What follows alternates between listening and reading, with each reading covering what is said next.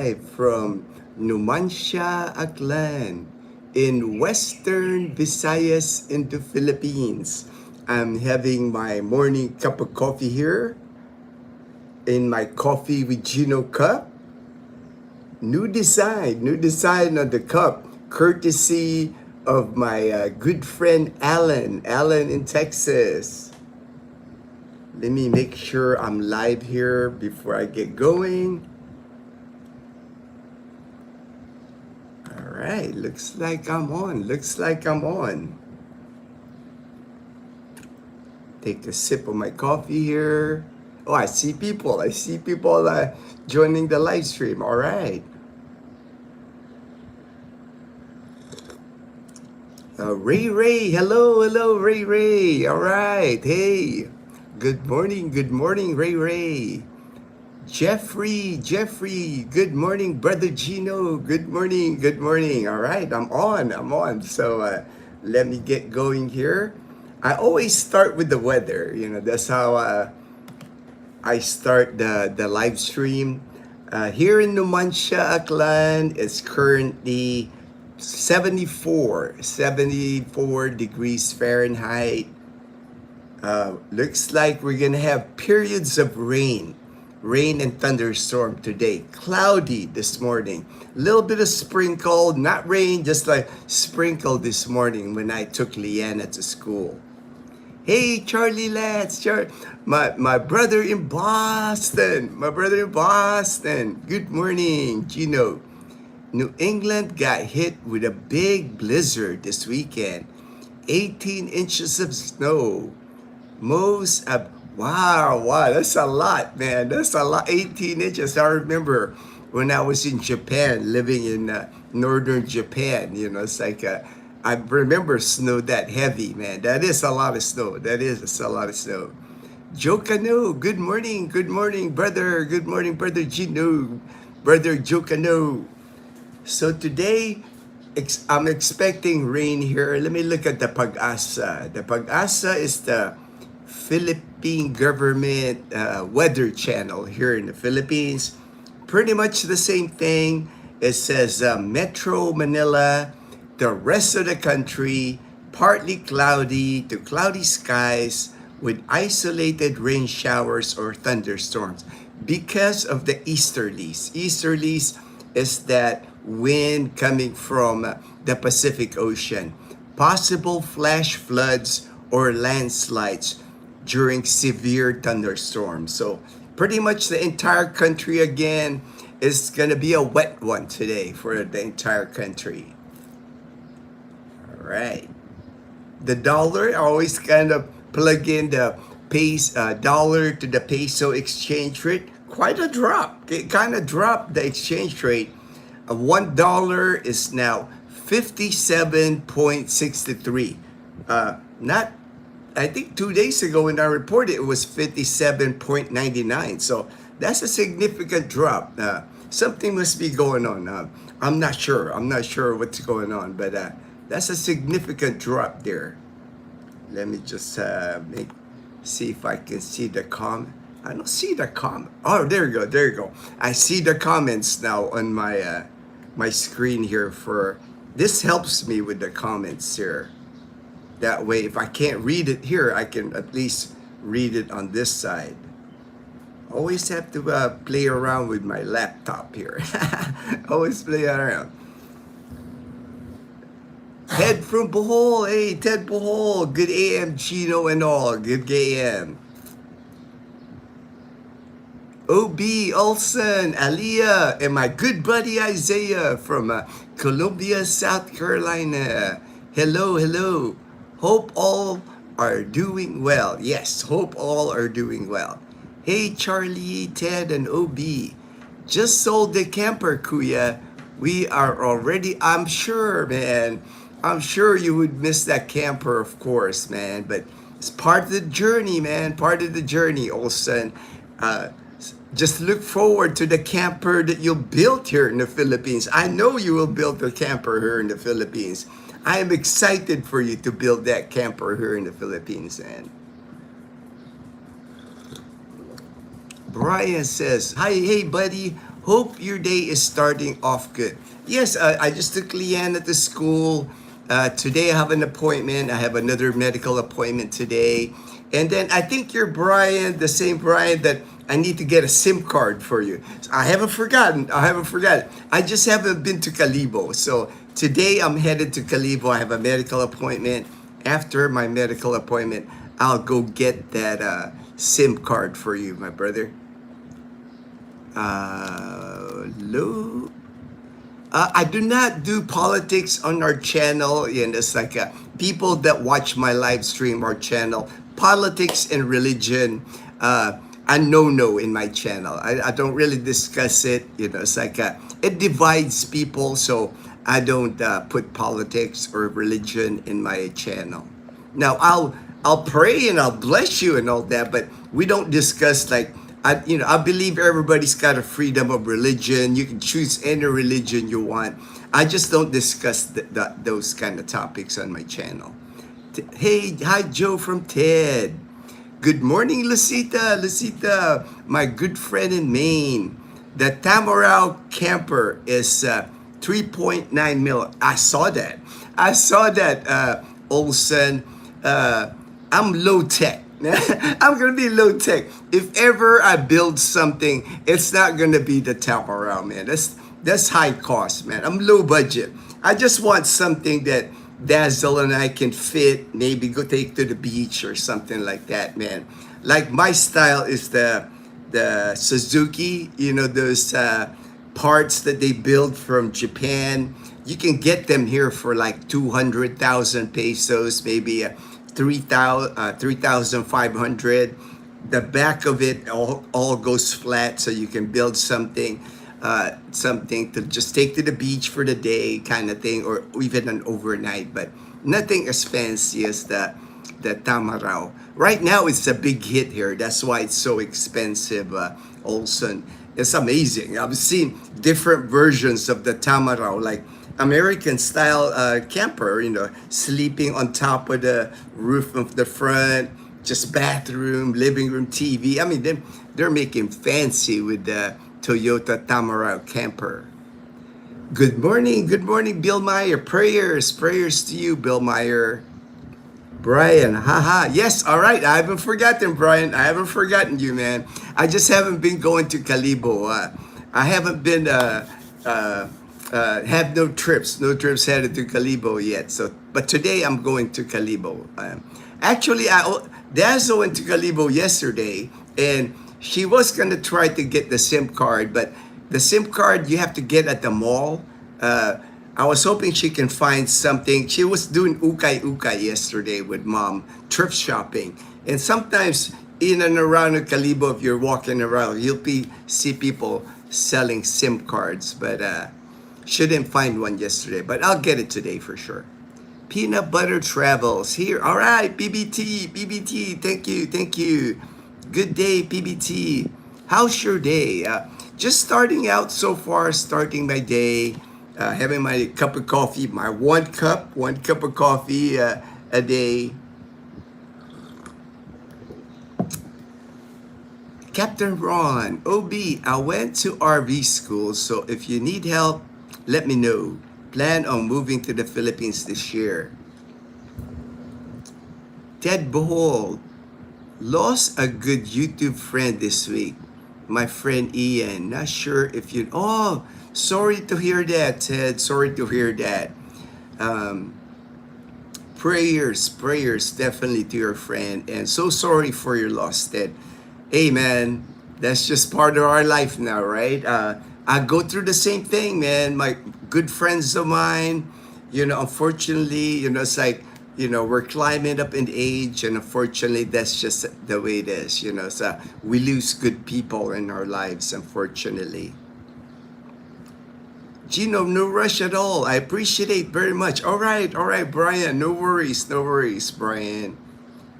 Praise to you and your friend Ted. I know, man.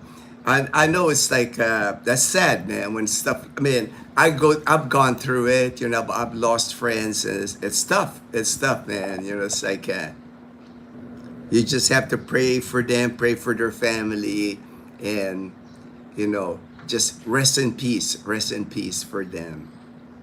Hey, Belus, good morning, my brother in Leyte. Good morning, Emilio, good morning, Emilio. All right, I'm gonna start hitting my topic. First, I have a lot of news, man. The good thing about doing the live stream every other day, I can collect all these news articles here in the Philippines, so I can report. I can report some of these things that are happening here. Condolences. What a tragedy, for sure, man.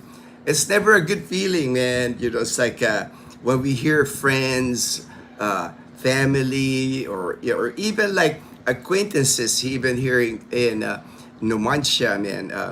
There was a volleyball coach here that when Dazzle was in college, Dazzle was a MVP type of volleyball player, and her coach was here in Numancia.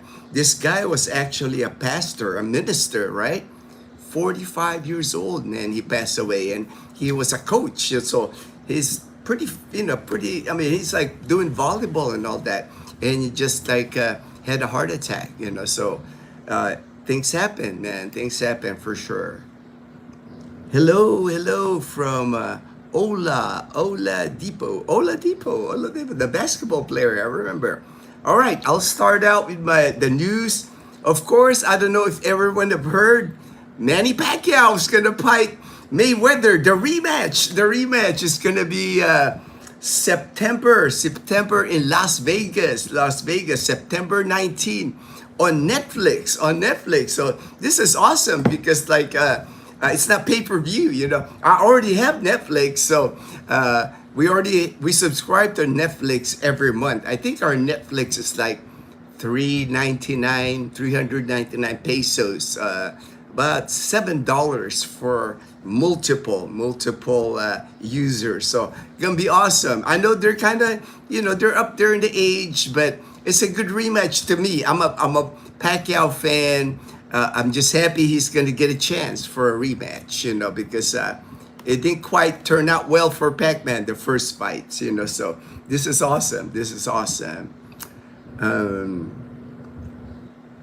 U.S. Embassy today. Today is, there's a U.S. Embassy warns Americans to avoid EDSA rally today. Today is the anniversary of EDSA People Power that happened in 1986 that removed the president at the time, President Marcos at the time, removed him from power. People Power back in February 25, 1986. So today's the 40th anniversary. And every year during the anniversary, there's going to be a lot of rallies in Manila, probably across different parts of the Philippines. But the main thing for sure in Manila, anti-corruption rallies. And as Americans, you do not want to participate in that. Here in the Philippines, if you're an American, if you're here on a tourist visa, especially on a tourist visa, you don't want to even be around that. Yeah, you don't want to even be standing on the sidelines filming or taking pictures or posting anything online regards to EDSA People Power. Stay out of it. My advice will not turn out well if you participate in any rallies, anything political here in the Philippines. That's a big no-no. But that's a big no-no for American citizens, and even the embassy warns about that because nothing good can come out of it. I know probably there's going to be vloggers or whatever try to film the rally, the anti-corruption rally, but not a good idea. Because here in the Philippines, they're very strict. With Filipinos, they can film it. They're Filipinos. They have the right. But as a visitor here, especially on a tourist visa, you cannot participate or do anything like that. You might get deported by doing things like that because you're showing that you're siding with one side or the other political. Stay away from Philippine politics for sure. The expected gathering today will be at the EDSA Shrine, the People Power Monument. Eton centrists may lead to traffic. Of course, when they have these rallies, anti-corruption, massive traffic in Manila today. So you might just want to stay home today. It's probably not advisable to drive around Manila. Would not be surprised if outside the embassy there's going to be protests outside the embassy today. Maybe a good day to just stay home if you're living in Manila. A lot of things happening today because it's 40th anniversary of EDSA People Power.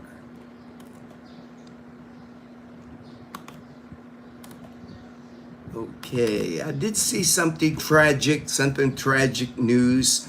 Because of the torrential rain in southeastern Philippines, this happened in Mati, M-A-T-I, in Davao Oriental. There were 7 people killed in southern Philippines near Davao Oriental because of landslides. This time of the year, the ground, the mountains, it's become so wet already, right? Because January, especially the month of February, we've gotten so much rain here in February that torrential rain, a downpour, causes landslides, and unfortunately 7 people got killed on landslides in Davao Oriental. 3,000 residents got displaced, got evacuated because of the landslides, and unfortunately 7 killed. Prayers go out to the families of the people that lost people.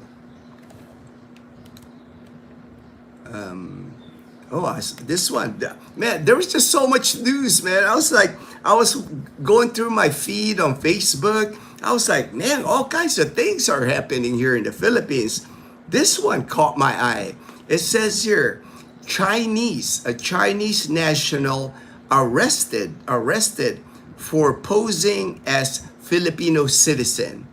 I'll read you the article. It says, Bureau of Immigration arrested a 47-year-old Chinese national in Batangas. Batangas is in Luzon.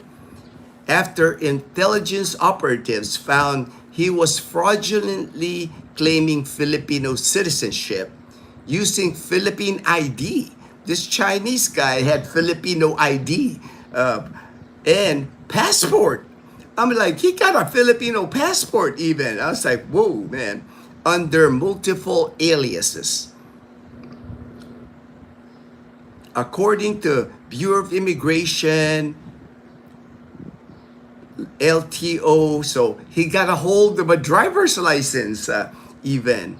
And intelligence service linked the documents to a non-Filipino identity, triggering the arrest and transfer to the Bureau of Immigration. To me, sounds like a spy.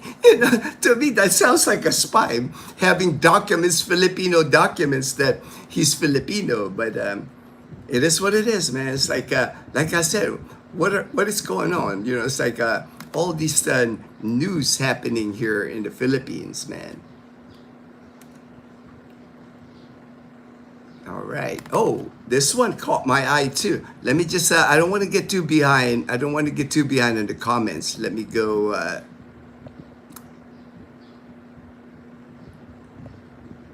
Hello. If it was pay-per-view, no one would watch, in my opinion. I don't trust many sporting events anymore. I'm the same with you, Ted. I've never, since I moved to the Philippines, I've never paid for pay-per-view, man. I'll watch the replay. I guess I'm too frugal, man. Pay-per-view, it's like pay-per-view. That's like, but with Netflix, man, I'm sure it's going to be like widely watched worldwide, right? You know, it's like everybody seemed like to have Netflix. Good morning, Boss Gino, Rick. All right. Hello, sir. So glad I finally caught a live of yours. Been a long time. All right, Jalen Burton. Thank you. Thank you for joining the live stream. Derek, Not many boxers anymore. It's MMA cage fighting now.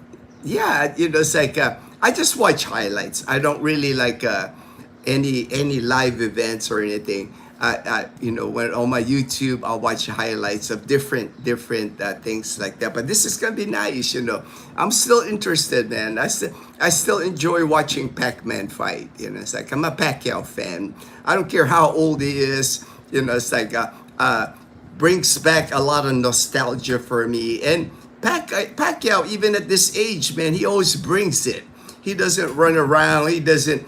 Man, he brings it, man. I don't care how old Pacquiao is. He's out there to like fight, So I'm looking forward to it. Beluz, smash the like and sub. Oh, thank you, Beluz. Appreciate that, my brother. A lot of people killed in Tahoe. I didn't know that. Uh, Prayers definitely go out to the people in Tahoe. There's so much stuff going on in the Philippines. I really haven't paid attention to American news anymore. The only thing I've been keeping track, was the cartel. El Mencho got killed by the Mexican government and all the chaos that's caused in Mexico. I've been watching that. I've been watching that because I find it kind of interesting how that's all playing out. Because even during my time in Arizona, everybody knows about the cartel. It's not like the cartel is not a secret, and that they're running a lot of things in Mexico. Flooding America with all the drugs, fentanyl, cocaine, meth. They're just flooding America with all that stuff. So John Vasquez, sir. Good morning, Gino. All right, John. Patricia said hi. Good morning. Hey, Michael Manalastas, my brother in Northern California. Thank you for joining the live stream. I think at least 7. Oh, I know Netflix. That's why I subscribe to Netflix, man. It's like 399 pesos a month. It's like, and we can watch multiple devices. They can watch TV here. I can watch on my laptop. That's pretty much our entertainment here is Netflix. We don't have cable TV, so I don't even have the local TV channels here. So I strictly rely on Netflix as my entertainment, and also YouTube. I leave for the Philippines, April. Oh, all right. That's gonna be a lot of fun, Derek. That's awesome, man. You're getting 5 months in the Philippines, man. You're gonna have a blast here, man. You're gonna have a blast. Okay, another news item. U.S. Marine Corps plans Subic Bay facility by mid-2026. So the Marine Corps, United States Marine Corps, by June or July, they're going to have a facility at Subic Bay. And it's going to be a military storage and maintenance facility at the Subic Bay Metropolitan Authority Freeport. A lot of, like I've mentioned before on my previous live streams, the United States has 9 bases that the Philippine government allows them to use here. It's not an American base. It's a Philippine basis here in the Philippines. 9 so far officially announced. Announced the 9 bases, and Americans are pouring money into those 9 bases, refurbishing the runway, building hangars, building dormitory, because there's temporary assignments, not permanent party, but we call it in the military TDY, temporary duty. They rotate American troops here in the Philippines, not as an assignment here, but temporary duty. There are always American soldiers here in the Philippines. American weaponry, storage of medical equipment, bullets, missiles, you name it. They are loading up here in the Philippines to help protect the Philippines. So that's why I'm not worried, man. I know nothing's going to ever happen here in Southeast Asia because more and more American troops are here. America is ready to defend the Philippines. Not a problem here at all. OB, how did James Starlink Mini perform? I saw it in your last video. I was wondering if it would be better to get in the US versus there. Any thoughts? Uh, Ever since I've seen James with the Starlink Mini Olsen, it's awesome. It's awesome because like you can get signal everywhere, man. And here in the Philippines, but like even my regular phone data, sometimes I don't even get signal here or in Calibo. It would be, definitely. I think it would worth it, to own a the Starlink Mini, especially the Starlink Mini because you can take it everywhere.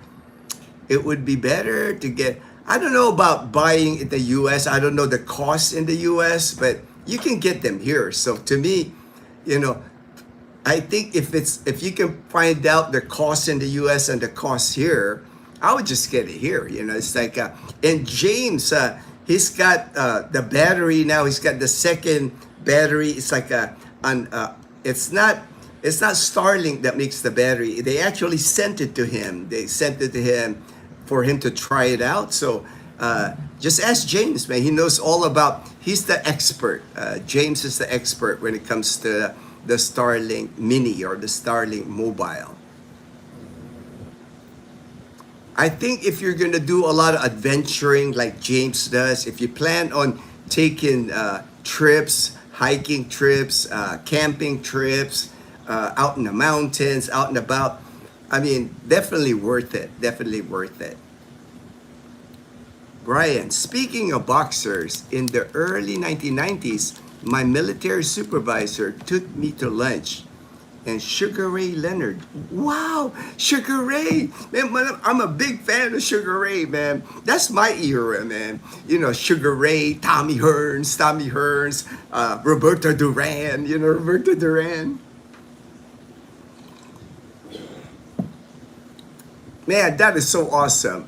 And Sugar Ray, man, he's one of the coolest persons. From all his interviews, I've never got to meet him, but from all his interviews, he's just a smooth operator, a smooth cat, man. It's like he's not like over egotistical or anything. I don't get that impression from Sugar Ray, man. Derek, America is moving out Okinawa. The Japanese did not war Marines in Okinawa.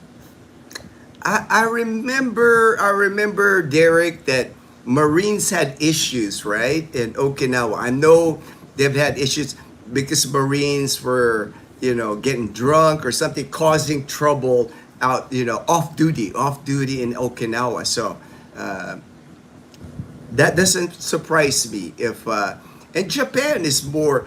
Japan, they've gone away from relying. I mean, the bases are still there in Japan, American bases, but they're not relying on America as much as they did before, or America restricted Japan from building their military. Japan is building their own military, man.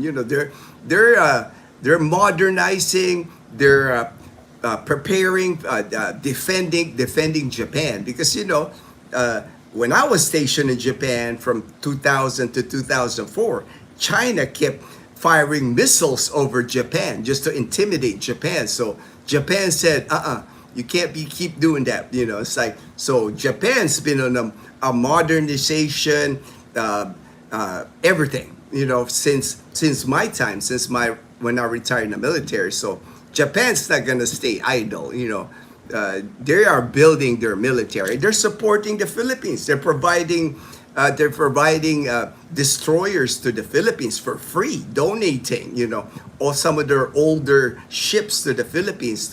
I mean, Japan is a if the U.S. is the number one ally, Japan is like the second ally of the Philippines here. Lowell, kamusta? Hey, kamusta? Kamusta, Lowell? Mabuti ako, kapatid. Mabuti ako. God bless. God bless, my brother. James was live there. 4:30. Man. That's pretty early for James. Maybe he woke up. Maybe he woke up early. Maybe he slept early. I was awake at 4:30. I always get up that early also. Kuya, do you know if the U.S. troops are there for more than 3 months? I believe TDY is 3 months. I know, read an article, the Army rotates them every 6 months. That way, it's not a 1-year assignment, right? You know, normally a short tour is like a 1-year assignment. The Army is rotating their troops every 6 months. So I would think probably the Air Force would be the same. 3 months is too short, I think. I would not surprise me if people are just rotating every 6 months. 1 year, that's considered a short tour in the Air Force. So to keep safe, that way, you know, they're careful here because, you know, they don't want the Filipinos here to think that the military bases are back, the Americans are back. So they have to make sure they're rotating the troops. That way, it's only a temporary duty. But they're here. American troops are here. Don't get that mistaken. They are here in the Philippines. There's not a day of the year that there's not American troops here in the Philippines. Aircraft carrier, destroyers, porting here in the Philippines, protecting the waters in the Philippines. And it's gonna be more and more. There's like missiles that every time the Americans deploy missiles here, 2024, 2025. This year, they're going to deploy more cruise missiles here in the Philippines. They never leave. They arrive to the Philippines and they stay in the Philippines. So, you know, China's not happy about that because those cruise missiles can hit China. They can hit mainland China. That's how far reaching the cruise missiles that are here in the Philippines already. My supervisor didn't even tell me. He was showing up, oh man, that's the surprise of a lifetime, man. All of a sudden, Sugar Ray, Sugar Ray Leonard, man, that's awesome, man. Oh man, I know, I could tell, man. Sugar Ray, you know, even at his prime, even when he had all his interviews, I see him. He's just a humble guy. The persona is like he's a show off, right? He's a show up on the ring. But every time he gets interviewed, man, he's just humble. You know, it's like a very well-liked person. Jokano, at one time, I heard it was cheaper to buy the Starlink in the US, but prices are always changing and adjusting. So messaging James would be, I think so. James is the expert as far as Starlink here in the Philippines. I cannot think of another vlogger, another person here in the Philippines that knows more about Starlink than James. I mean, he knows everything about Starlink, the technical, the scanning. I mean, he is the expert, man. And he's tried that, Starlink Mini everywhere, up in the mountains of Libacao, when we up at Lictico and White Rocks, man. That is far up in the mountains, you know. It's like if he can get signal, he's done it on a boat in the middle of the ocean. He's getting signal, man. Belus, OB, I got my Mini in the US. Home Depot works fine. I registered here under my US address and use my US bank card to pay for the bill. OB, it works good. All right. Coolest day ever. I'm sure, Brian, that has to be like the coolest day ever. All right, more news, man. I got plenty of news for you guys today, man. It's all about the news today, man. The Panay Guimaras Negros mega bridge project to proceed as planned. You know, they've already done the surveying. What's going to happen here in Western Visayas from Panay Island in Iloilo? They are going to build a bridge to connect Iloilo to Guimaras Island, And then from Guimaras Island, they're going to build a bridge to connect to Bacolod in Negros. So basically, once that bridge is done, I can drive from Panay Island all the way to Dumaguete. That's gonna be awesome, man. I do no longer have to take my car on the ferry, man. And the project's been ongoing because it takes a lot of surveying, out, the bottom of the ocean, I'm sure, the places where they're gonna put the bridge at the beginning in Iloilo, and then where it ends in Guimaras. So it's going to be a major inter-island infrastructure is moving forward. It's moving forward. And it's the Koreans that is helping with the project. 300 billion peso. I don't know how much that is in dollars, but it's still a lot, right? It's still a lot. 300, maybe $6 billion project. But again, the Koreans are helping finance it. And with the Koreans, there's so many Koreans, especially here in Panay Island, Boracay, Panay Island, Negros. Koreans love the Philippines. It's becoming like the retirement place for Koreans. So that's why I know they have a vested interest in the Philippines. Koreans and Filipinos, they get along. They get along here. Filipinos are very welcoming to Koreans here because they're doing projects like this, helping the Philippines. Now, unlike when the Chinese were trying, I'm glad they got booted out of the Philippines. When the Chinese, back a few years ago, were trying projects here in the Philippines, they were trying to get the Philippines in debt, and then probably to suck up the Philippine resources, oil and natural gas. So I trust the Koreans better than I trust the Chinese government. Nothing against Chinese people, but it's just the Chinese government. I just do not trust that government because they do a lot of shady things.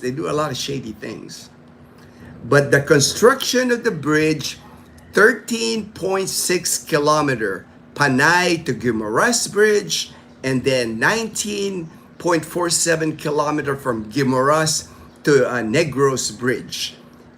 And let me see here. And the project is gonna start this year, mid-year this year. So looks like it's a go. It's a go for the bridge project. That's gonna be so awesome once they build that connecting Panay Island with Negros Island, and that's gonna I think that's gonna boom the tourism in both places, because now when you go to Panay Island or you go to Negros, you can visit the other islands too, and then Guimaras. Guimaras is a very nice island. All right, okay. Let me just make sure I don't get behind here on the comments. They just opened a marine base in Guam. All right.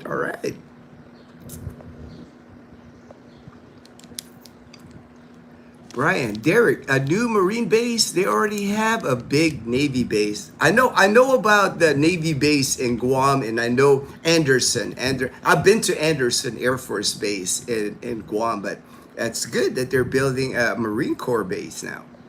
Texas Filipinos shipped a Starlink from Texas to the Philippines in a balikbayan's box since it was cheaper to buy than the... All right, good tip, Jalen Burton.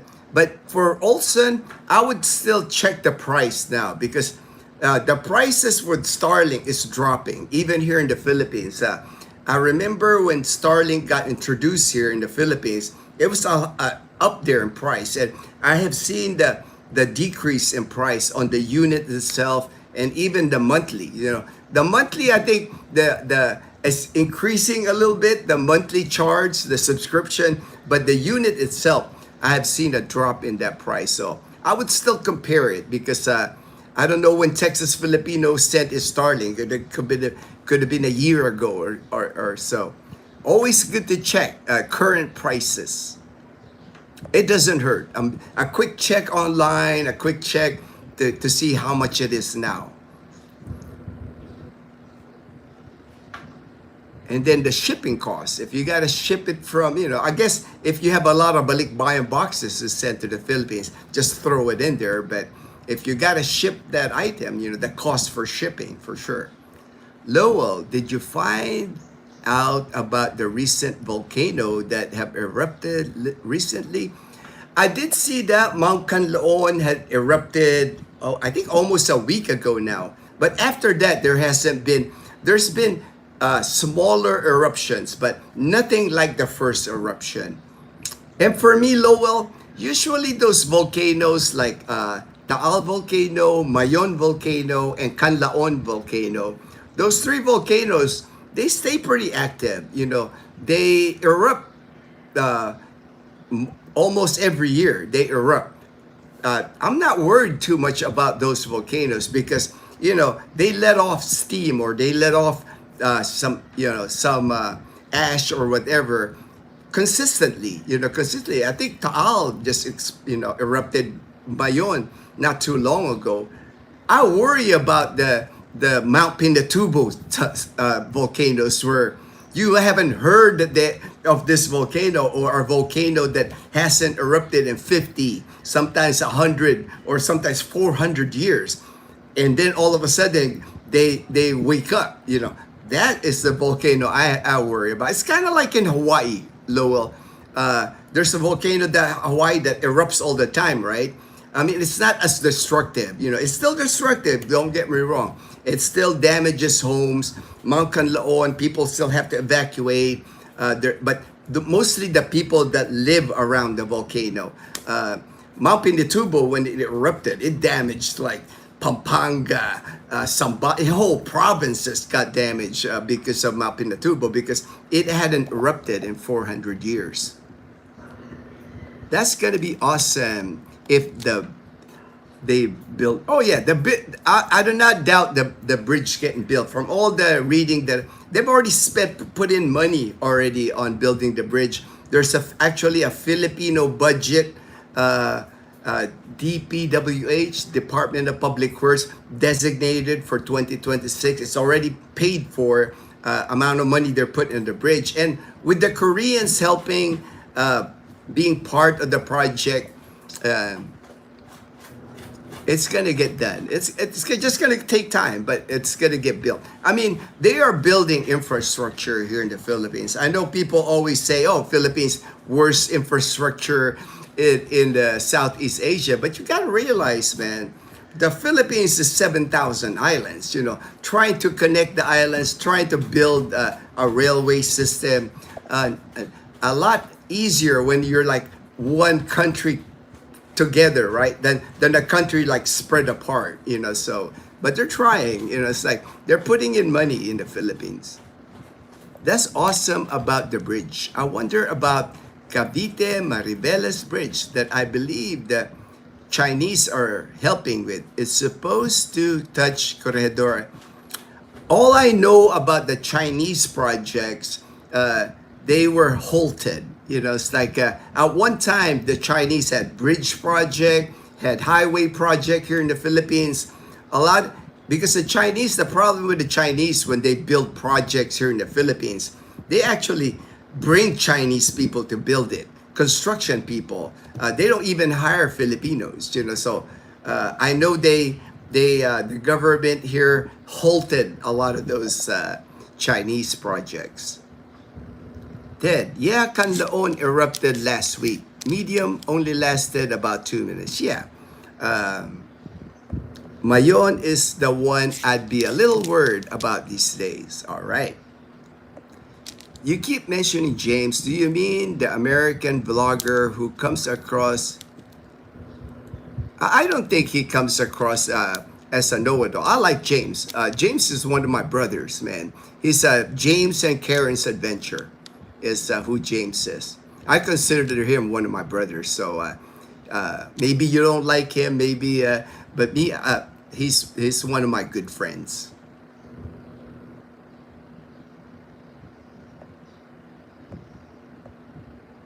Everybody's entitled to their own opinion. Everybody's entitled to their own opinion. Ted, they are planning a bridge from Cebu to Bohol someday too. Oh, that'd be nice. That'd be nice, man. Good AM, Gino fam, and the Panay Pa. Hey, Fortune, my brother in Bacoor, in Cavite. Good AM, Charlie, Joe, Ted, LV, OB, Lucita, Brian. Not sure if you mean James from the. No, he is a great guy. Good AM, Bill, PBT, Captain Ron, Belus, Emilio. OB, hello Fortune, great to see you on. All right, all right. I'm glad Fortune joined us. Okay, another news item. When you buy a vehicle here in the Philippines, a new vehicle, it used to be when you buy a new car, a new motorcycle, the registration was good for 3 years. Well, they just upped it to 5 years. So if you buy a new vehicle or buy a brand new motorcycle, your registration from the Land Transportation Office, good for 5 years now. That's pretty significant, because when I renew my car and when I renew Bumblebee, our tricycle, I spend money. You spend money on the smog test. You spend money on liability insurance. You spend and the registration itself. So significant. I would say $50 to $60 a year, in registration. So those 2 years are good savings on the registration. Glad they did that. I'm glad they did that. 3 years, it was too quick. It seems like you just bought the new motorbike or new car. Next thing you know, you're already renewing it.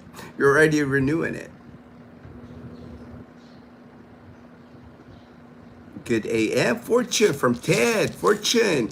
Good AM, Derek, John V, Michael M, Lowell, Joe Cano. Morning, Fortune. Michael M. Good morning, everyone. Good morning, Sir Fortune. All right. Okay, another news. I think this is significant news here. They had this one, the source, Investopedia. I don't know who Investopedia had, but they ranked the 4 places, the best places to retire in Southeast Asia. I don't know how they got the statistic or anything, but the 4 places. Number 1 was Penang, Malaysia. Number 2 is Hoi An, Vietnam. Number 3 is Dumaguete, Philippines. Number 4 is Chiang Rai, Thailand. I caught this and I wanted to discuss it because I usually hear people say negative things about Dumaguete.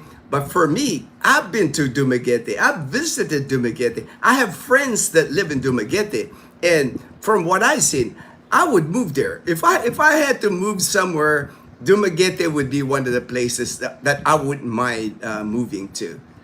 You got Bacong, you got Darwin, you got Valencia. To me, Dumaguete City is really not a big city. Not like it's still more provincial. Kind of like similar to like Rojas City for me, just for me.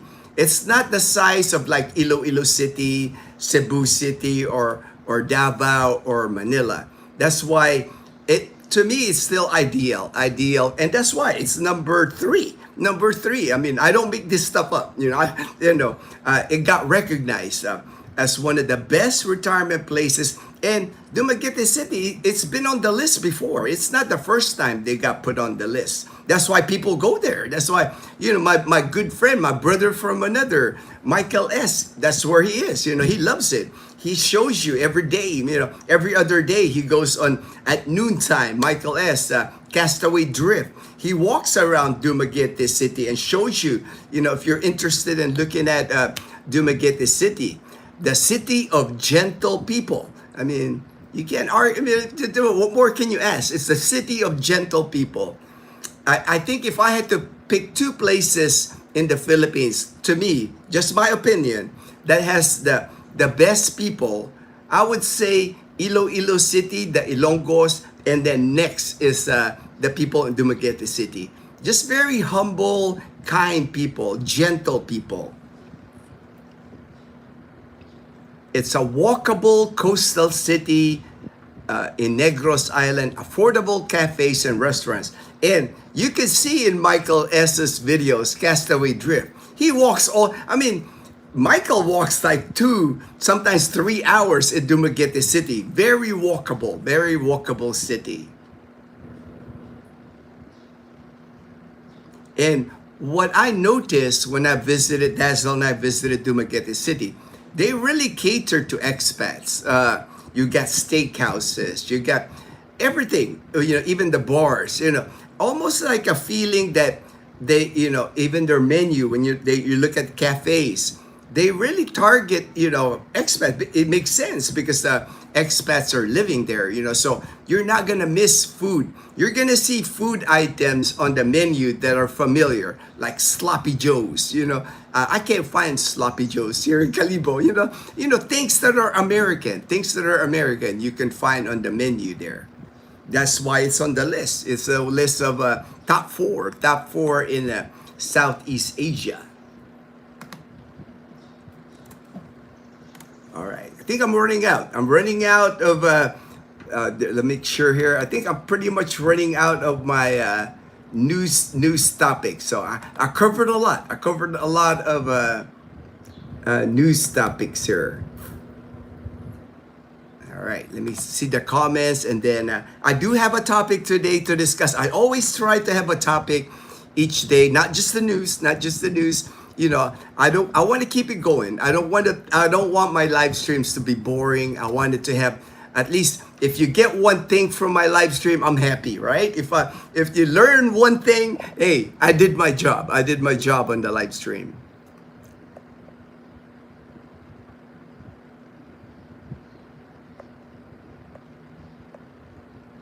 That's great news, Gino, from thinking of buying a truck soon. All right, hey man, good luck on the truck, man. But right, Ted, going from 3 years to 5 years, you don't have to worry about registration on the new truck, man. That is like awesome news, man. Because Ted knows when it's time to renew the registration here in the Philippines with the Land Transportation Office. It could get dicey, or like it's time consuming. Sometimes it goes quick, sometimes it doesn't. It's weird how that is.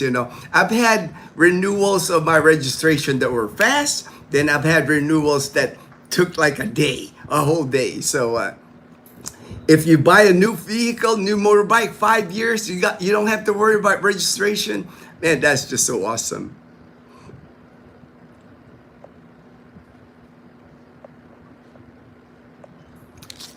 Good morning, Fortune. God bless. Good morning, Gino and family. Ramil, all right. My Palawan person, the one has like a business and a family home in Palawan, man. All right. Kuya, as a Tagalog speaker, is it tougher to visit the southern parts? Aliyah and I were concerned that we would need... I never learned Bisaya, man. I never even learned Aklanon, man. It's like if you speak Tagalog, you will be fine here. Most people here, even in Panay Island, when I go to Roa City or Iloilo or Calibo, anywhere I go here, I just speak Tagalog. And Tagalog is the national language of the Philippines. Everybody speaks Tagalog because it's the language on TV. There's not a Filipino I know that doesn't know Tagalog because, the teleserye, the news in the Philippines are all in Tagalog. So you won't, I've never had to learn Visaya. I never had to learn Aklano. I understand it more now because I've been here 15 years. When people in Aklan speak, or when people in Iloilo, Ilonggo speak, I can kind of pick up, I know what they're talking about. I know what they're talking about now. But no need to learn. And I know why you're considering it, man. Because me, I was born and raised in Manila. I'm a Luzon city boy in Manila, man. I just prefer the province now. And the province here in Visayas, man, they just hit different. Even the provinces in Luzon, unfortunately, your Bulacan, your Pampanga, your Pangasinan, they're getting really developed. You got SM malls in them, Robinson's Mall. They're traffic in those areas because I traveled it with Dazzle in our car, so I got to drive it. The province here in Visayas just hit different, man. When you come visit me in Panay Island, you will see what I'm talking about. You might see traffic here, some in Iloilo City, some in Roa City, but the minute you like leave the city part, it's all province here in Panay Island. That's why you see so many people here riding motorbikes. Motorbikes are so expats here riding motorbikes because once you get out of the city, like even Calibo, once you go out the city, and not even a city, it's a town, Calibo. Once you get out of Calibo, it's like, man, it's like, beautiful space. Now the roads might not be the best roads. According JP told me this because I ride my car, so I never really, I see the potholes, but I try to avoid it. But from what JP is telling me, the riding a motorbike is not the same as riding a car. Makes sense to me now because I'm not a motorcycle rider. So there are, it's just, because it's so expansive, so wide, like the area Panay Island, there's going to be potholes. I think that's pretty much the entire Philippines. I don't think you can get away from potholes or, you got nice smooth cement roads and all of a sudden you get into these areas where there's potholes or they're trying to patch it with like, what is that thing they use? Asphalt or something, that always seems to create more potholes. Brian, I'm sub of James and Melinda Hightower. I really like him and would like to meet them. I'm a long time sub of them. All right. Fortune, English and Tagalog will be all right. Yeah, that's all you'll need, right? Fortune, if you come to Visayas, that's all you need. Jalen, according to Old Dog in Mike's retirement, I do know them. Has about 2 to 3% foreigners to 97. Okay. Brian, I will be hanging out with James and Mel in May. All right. Fortune, Duma and towns around there are great. Good mix of nature spots, mountains. I think so, man. It's like, that's what I said. If you made me move to Dumaguete City, it won't hurt my feelings, man. I've been there. I like it. I like Dumaguete City. I know it gets a bad rap from, when they had the Dramagetti, with the vloggers fighting, but it's a small, percentage. And most people in the Philippines, this whatever drama that you see sometimes on YouTube, I would say 95% of retirees here could care less, man. They're living their retirement life in peace here. It's like. Ted. But Gino, if you only speak Tagalog, you can still be treated a little different by some outsider. How that, yeah, it's like, but think about it that Ted, even here in Aklan province, even the different towns, like Katiklanons, Boracaynons, even there's 17 municipalities here. Even they speak their own dialect. It's like, the Boracay or Kalibunhon and a Boracaynon, they're still two different people here. So to me, it's really minor, really. It's like, and then the new generation of Aklanons here, my classmates, when I attended college, they're more speaking Tagalog and they're more speaking in English, because a lot of them, they know once they graduate here, they're going to Manila, they're going to Cebu. To me, it's not. I don't consider myself an outsider here in Aklan. When I've been here 15 years, it's like. I don't think it's that big. That would make a difference. Uh, you know, the Philippines, the way the Philippines operate. Again, just my opinion. When it comes, most of the time, the reason people worry about it is they're afraid of that skin tax, right? Skin tax for expats, or for me, I'm Philam. I'm Tagalog. There's a skin tax, balikbayan, skin tax for me, the way Filipinos work, it doesn't really matter if you're from the local. People always say, "Oh, I'm getting local price." Man, businesses, they will sell their item, whatever item. There is not a local price. Most vendors, like at the public market, they're gonna upsell their product. It's business. They don't care if you're a local, Aklanon, Kalibunhon, Boracaynon, Tagalog, Balikbayan, you're an expat. They don't care. They're in it to, like, if they have a product that's 100 pesos, they're gonna ask 200. It's just the way of negotiating here. I don't feel offended when people try to upsell me when I'm here in Calibo, where I'm in Boracay. I would try, because in Boracay, especially in Calibo, I'm from here, so I understand the prices. I shop all the time, so I know what the price of mangoes a kilo is. I know what the price of bananas is. If they try to upsell me, it doesn't upset me, because, like, all I tell them is like, oh, I only paid. If they try to sell me 120 a kilo of mangoes, I only paid 80 the other day on that. And they start, oh yes, okay, sir. And then now I have my suki. I have people that I trust.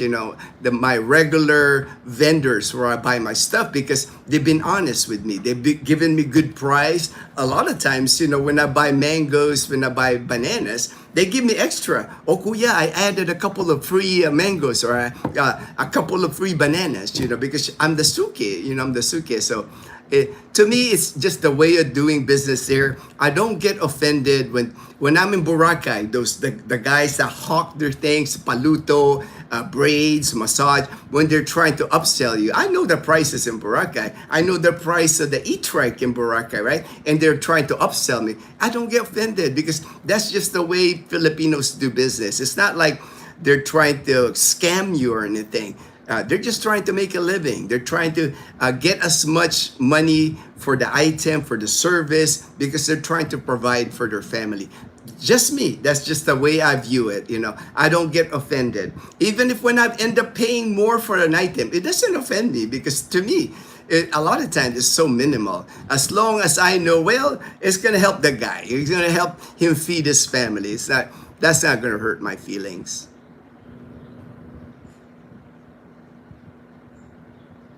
OB, that's great to know. The potholes are dangerous. Probably why JP makes sure he doesn't.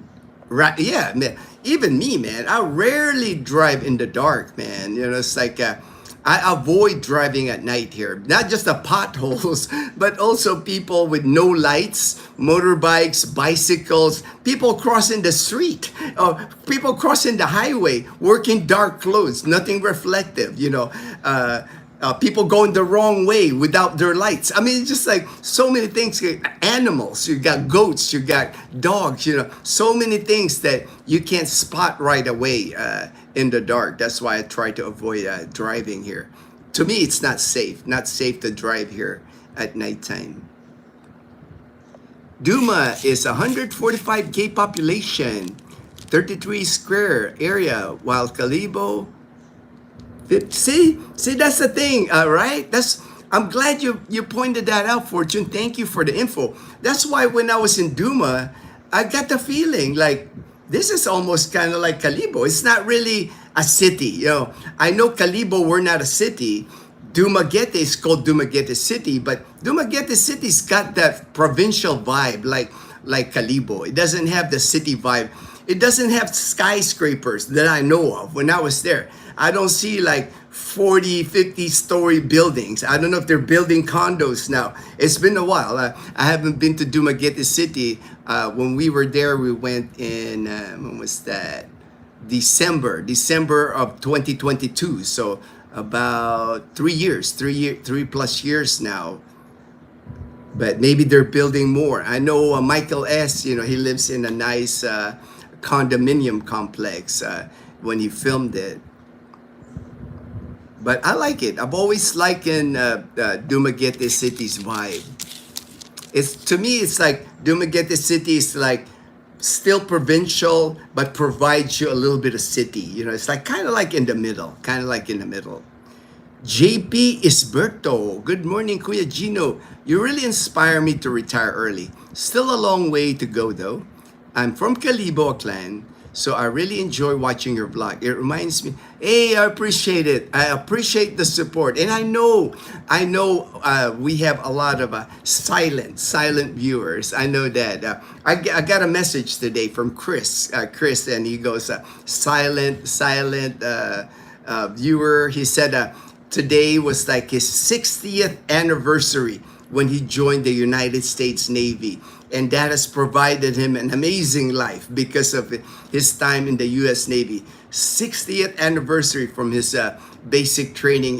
He was a submariner in the U.S. Navy. But he reached out to me this morning, and I know he's one of the silent viewers. And to me, I'm thankful. I'm thankful for anybody that supports us. I'm really thankful. That's true, OB. Our roads are not really top notch, and that's pretty much, I would say, fortune pretty much anywhere in the Philippines, right? It's like they try. I mean, here in our Aklan province, the 15 years I've been here, they've done a lot of road widening. They've done a lot of roads in cement now. So it's not that they're not trying. It's just so much, so much roads here. Jalen Burton, Brian, you just made me a bit jealous, all right? A bit jealous. OB Adventures. When I visited in 2018, my cousin picked me up from the airport at night, and we almost crashed into a 3-foot pit on the road. They were working on Oh yeah, that's the other thing, man. Same thing happens here in the province, man. Sometimes they'll re-cement something or cementing one side of the highway, so they're like digging it up, big chunks of rock, sometimes a big hole, and there won't be any cones, no lights, no flashing lights, no reflective lights. I guess you just have to know that they're doing construction, and then that's usually a sign for me anyway. Even during the daytime when I'm driving, if I'm driving and I see heavy equipment or construction people, I super slow, man. I go super slow because you just don't know what's coming at your way. You might have one of those, the crane, the scooper things, whipping across the highway from you because they're like trying to grab, you're like, whoa, where did that come from? It's like, you just gotta be careful when you drive here. Ted, well, Gino, remember you have Dazzle, a local, so you are accepted easily. Oh, yes. But even Dazzle here in Calibo, like I said, there's a difference, even they're all Aklanon here in Aklan. And when Dazzle's in Calibo, the people in Calibo, the local, they can hear the accent because Dazzle's accent is in Katiklan. She's more Malaynon. Malaynon is what they call. There's words that they speak different in Malay that they speak in Calibo. But again, at least she's, Dazzle's fluent in Aklanon and she's fluent in Ilonggo, Hiligaynon, the language in Iloilo and Capiz. Really helps us when we travel. But to me, it helps, but to me, it's not that big a deal. I know people make a big deal about it because of the skin tax that they keep saying here in the Philippines. I don't stress about that, man. If I end up paying more for an item, I don't feel like I got scammed. Maybe that's why it's like think little amount of money. If I get charged more, it doesn't hurt my feelings. I'm still helping some guy feed some guy's family. That's the way I look at it. Gino is probably a local celebrity now and has his connections. I wouldn't call myself a local celebrity, but I have good connections.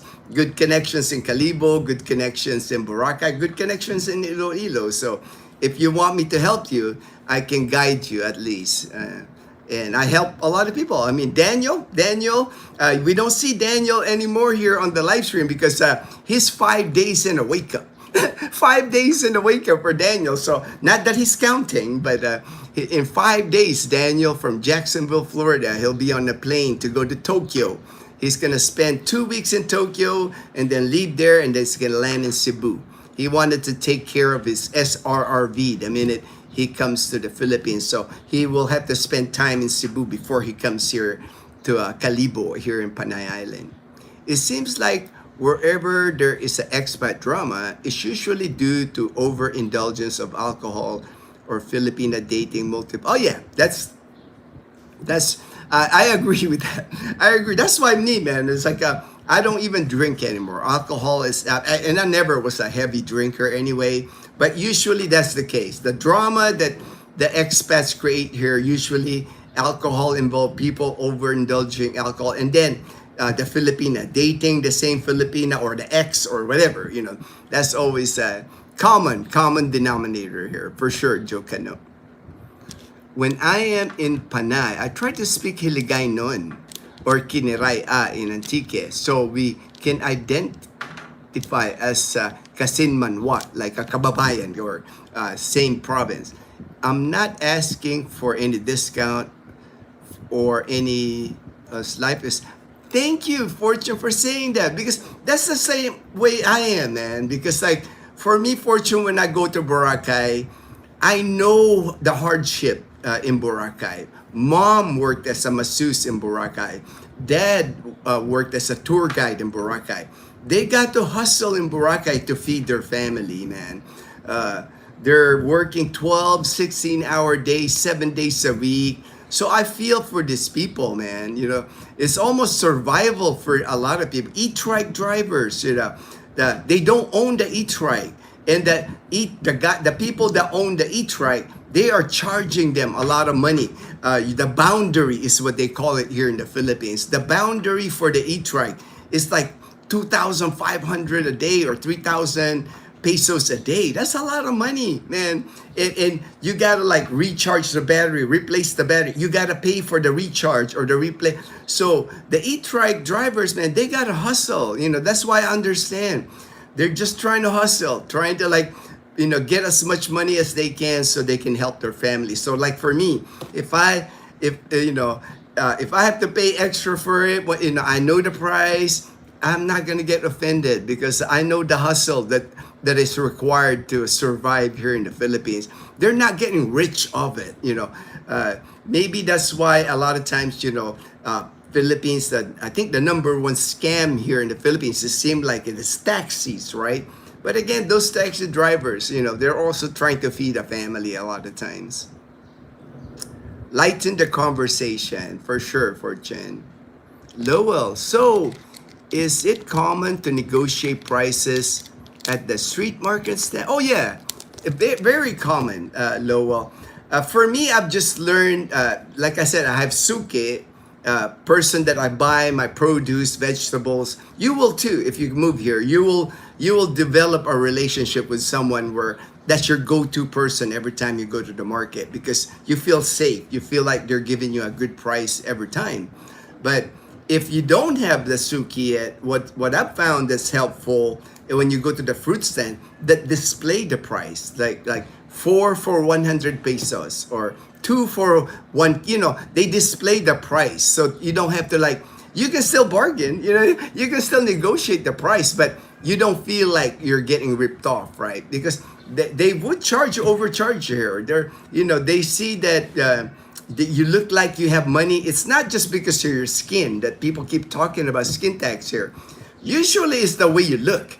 If you look rich, and when I say rich, you know, it's like if you got a nice watch, you got jewelry, you're dressed, you know, you're dressed really nice, and you're going to the market, you know, yeah, they might upsell you a little bit. Same thing in Boracay. If you're walking in Boracay and you're looking like one of those guys working all white, have the hat just to look like Miami Vice, you know, look like Miami Vice, they're gonna upsell you. But if you're looking like me, if you look like me, I'm wearing board shorts and a t-shirt and flip-flops, and I don't have jewelry, I don't even have a watch, I don't, you know, nothing, you know, it's like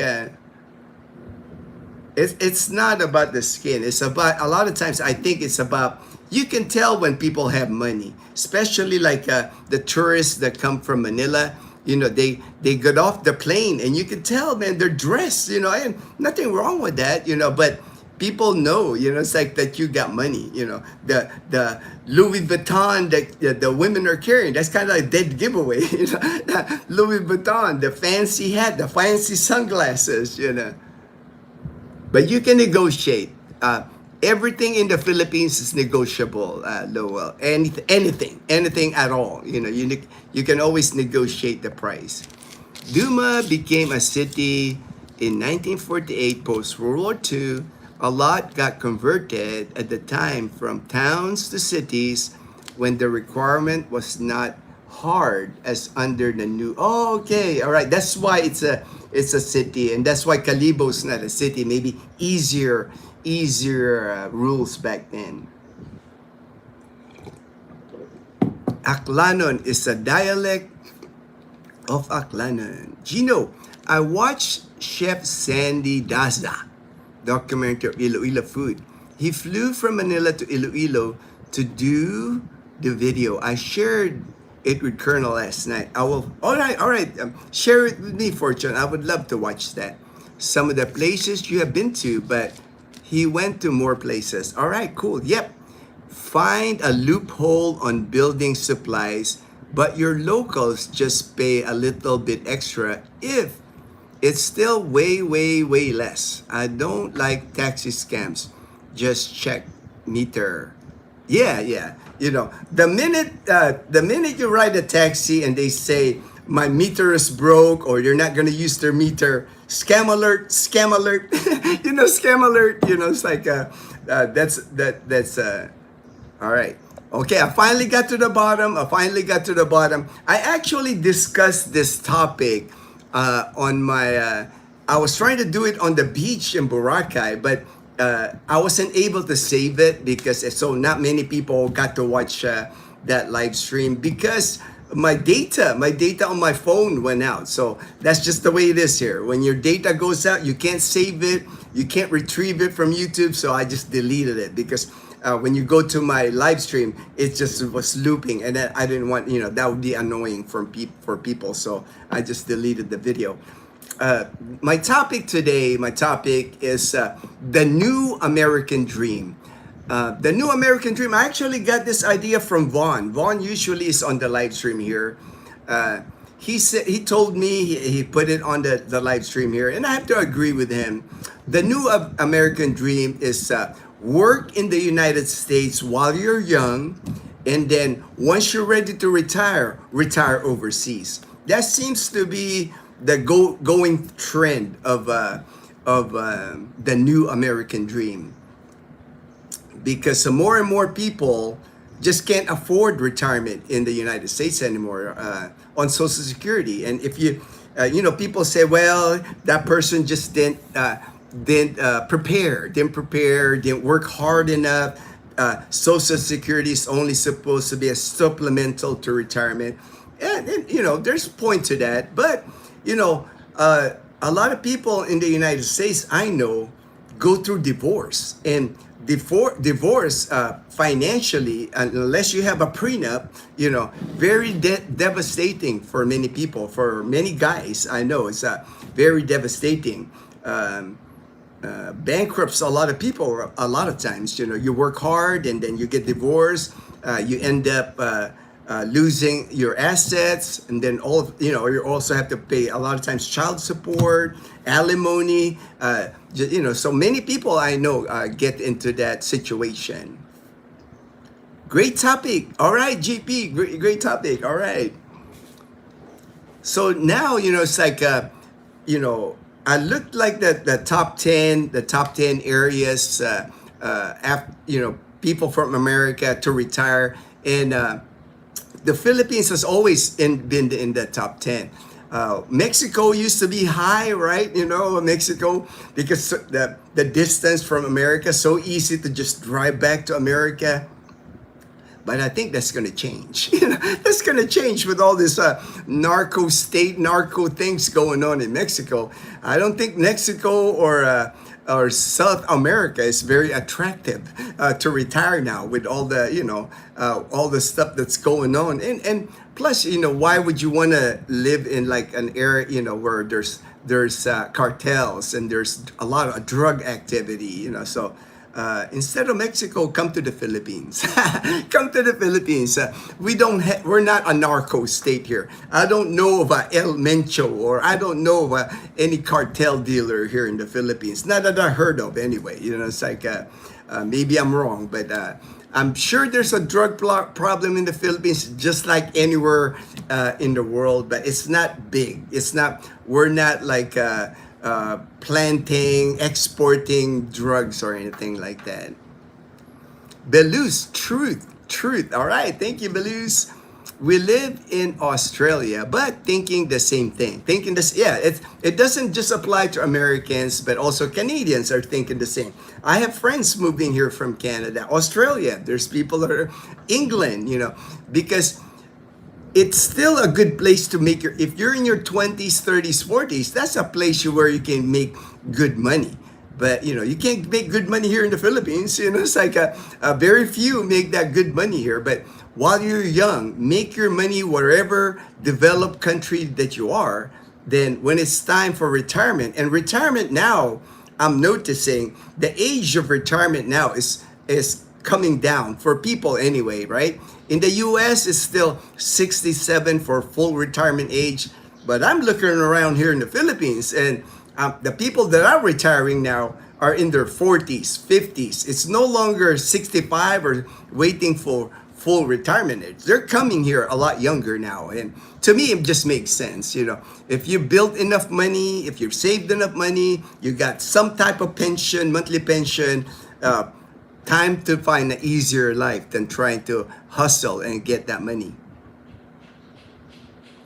Mexico, run, Forrest, run to Southeast, right, Belus, I'd be like, I think that just increased the number of retirees coming to the Philippines, the ones that were thinking about going to Mexico or South America, right? People going or retiring in Panama, Colombia, there's just stuff going on there, man. Come here, come to Southeast Asia. You got Thailand, you got Vietnam, you got the Philippines, a lot more calmer than those areas. Dead. Yeah, Mexico just got. Yeah, I think right? That's funny. I think Mexico just got scratched off a lot of lists from people. Definitely, many people are not making the big bucks, and the cost of living eats up a lot of their money and doesn't leave much to save for retirement. Yes, Social Security wasn't intended to meet all your retirement. Good morning, JP Calibo. Good morning, Pasi. Oh, no worries, man. No pressure at all, JP. Just happy that you're.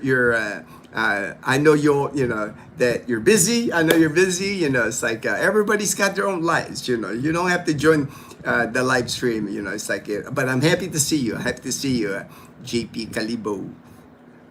Coffee and some pandesal. Hey, good morning, Colonel. Colonel's in Boracay, man. Colonel came to Boracay yesterday afternoon. Hello, JP. Good AM, JP. Belus, yes, welcome all. Retirement Philippines loves USD. A little goes 66 to 1% further here, depending. Fortune. Good AM, Colonel. But life intervenes and many don't have a choice to save. Medical costs are the number one reason for bankruptcy in the US. Divorce eats up their assets. Lawyers, right? So that's why, sometimes I hear from people, they should have not relied on Social Security for retirement, but life happens, Things happen in life that we don't plan on. Nobody plans to get sick. Nobody plans to get a divorce. So things happen. That's why it can eat up your retirement funds or delay your retirement when things happen. And I've always mentioned this on many of my live streams. I think for Americans, I don't think you can find a country in the world that is more welcoming to Americans than the Philippines. I've challenged you guys. Name me a country where Americans are so welcome than the Philippines. And when I say Americans, I'm also counting like British, Canadians, Australians, because here in the Philippines, if you're white or you're black, you're Kano here. You're Kano. You're like, it doesn't matter where you come from. Here in our province of Aklan, you're just Kano. Kano means Americano, but Americano could be a German person, could be somebody from South Africa, could be people, the minute they see a foreigner, they say, oh, Kano, it's like, so I just don't see, looking at the world now, Mexico, like I said, got scratched off the list, right? South America, a lot of places South America, because of the narco states in Canada, Canada don't seem to not like, the government anyway. The government in Canada don't like the government in the U.S. So I don't know, in Europe, I've heard the same thing in Europe, where Europeans are not really that friendly, not friendly to Americans, that I wouldn't know, but that's what I heard.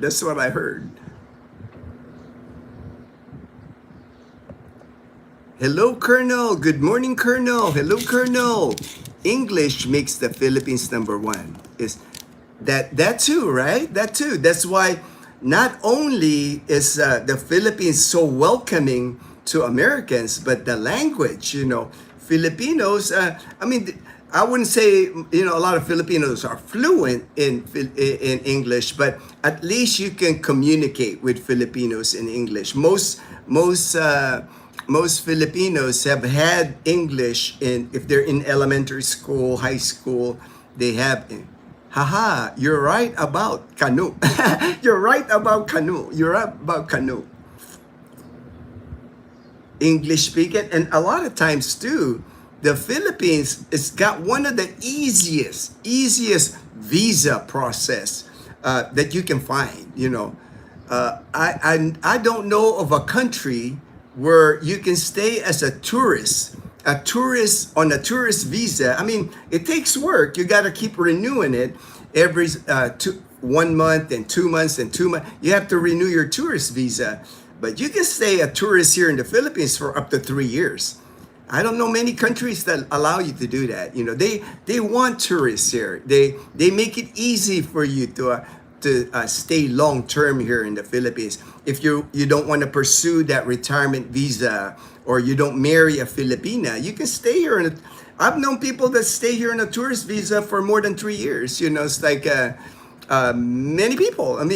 Michael Smith, That Philippines Life, he's on a tourist visa here, and I know he's been here more than 3 years in the Philippines. He just keeps renewing, his tourist visa. You have to leave the country after 3 years. You're allowed to stay in the Philippines up to 3 years on a tourist visa, and then you have to leave the country even for 1 day. And then when you come back, your 3 years start again. So there's people here that stay a long time on that tourist visa because it's affordable. The average cost of a tourist visa here, between $500 to $600 a year. That's very affordable, right? If you got a pension, you got income, $500 to $600 a year, that's pretty affordable. That's nothing, man. Good morning, Gino. Good morning, Michael S. I was talking about you earlier, Michael, about good talking about how your noontime walking vlogs every other day in Dumaguete City. You're just showing how walkable, how pleasant the people are in Dumaguete City. I had mentioned Dumaguete City in the top 3, number 3 in best retirement city in Southeast Asia, Dumaguete City. That's why I mentioned you, because you're living proof. You're living proof of a person that loves Dumaguete City. And I know why you love Dumaguete City. I've been there, man. It's nice. Hope you're doing well, Lowell. Good AM, Michael. Mike S.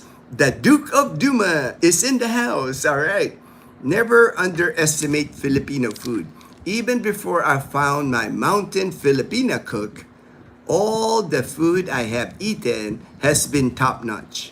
Now it's all homemade, and I'm still wanting more after I'm full, right? Yeah. Kuya, Gino, are you dual citizen? Yes, I am dual citizen.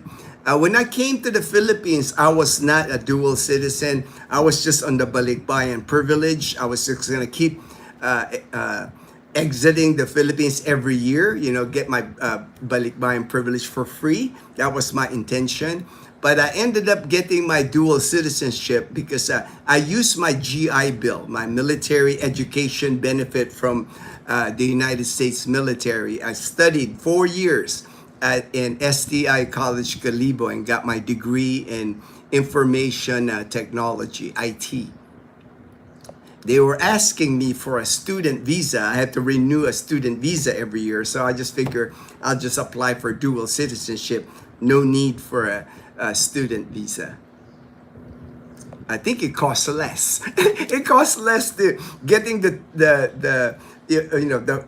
student visa that I had to renew every year for 4 years. Getting the dual citizenship was a lot less than 4 years of and then I'm good to go, right? You know, it's like I can stay here forever in the Philippines and not pay any fees, not pay any fees at all. I'm a citizen. I'm an American citizen. I'm also a Filipino citizen. Nice, JP. Now that you like Pinoy food, eat and buy ingredients from the market. You are, oh yeah, saving more money, eating better food, healthier food. You know, when you're eating at home, you can control the salt level. Filipinos, man, they like that MSG, right? They put like the magic syrup on everything. So we don't use that at home when we cook, but I know when you eat at restaurants or carinderia, they like put a lot of salt, a lot of MSG, a lot of magic syrup in it, man. Good AM, Rans. Now, triple citizen. Fortune, good AM, Rans. Yes, next birthday, triple citizen. Yeah, I'll be a senior citizen. Coming up here in a few months, I'll be a senior citizen. 60. This, friends, cool. A degree with STI. Yes. So glad you are doing well over there, JP, and seeing you in vlogs. You are an inspiration to many of us. Oh, that's awesome.